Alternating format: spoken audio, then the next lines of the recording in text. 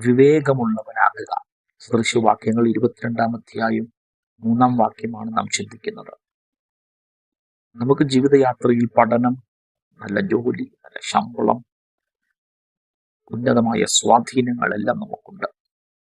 എന്നാൽ ഒരു മനുഷ്യൻ ജീവിതത്തിൽ പ്രാപിക്കേണ്ട ഒന്നാണ് വിവേകം. വിവേകം ഉണ്ടെങ്കിൽ വചനം ഇങ്ങനെ പറയുന്നു, വിവേകമുള്ളവൻ അനർത്ഥം കണ്ട് ഒളിച്ചുകൊള്ളുന്നു. ആരും പറയണ്ട ഒരു അനർത്ഥമുണ്ട്, സൂക്ഷിക്കണം.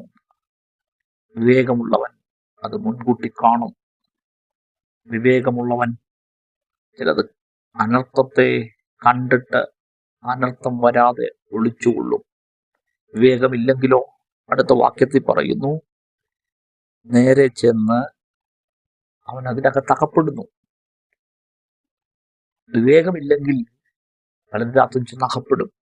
വിവേകത്തോടെ ഈ കാലഘട്ടത്തിൽ നിങ്ങളുടെ വിദ്യാഭ്യാസം, നിങ്ങളുടെ ജോലി, നിങ്ങളുടെ ശുശ്രൂഷ സകലത്തിലും വിവേകത്തോടെ ഇടപെടുക. വിവേകമുണ്ടെങ്കിൽ അനർത്ഥകാലത്ത് ചിലതിനകത്ത് ഒളിച്ചിരിക്കാൻ പറ്റും. കർത്താവേ, വിവേകത്തോടെ ഇടപെടുവാൻ ഞങ്ങളെ സഹായിക്കണം. അതിനുള്ള കൃപ തരണം. യേശുവിൻ നാമത്തിൽ തന്നെ. ആമേൻ. God bless U.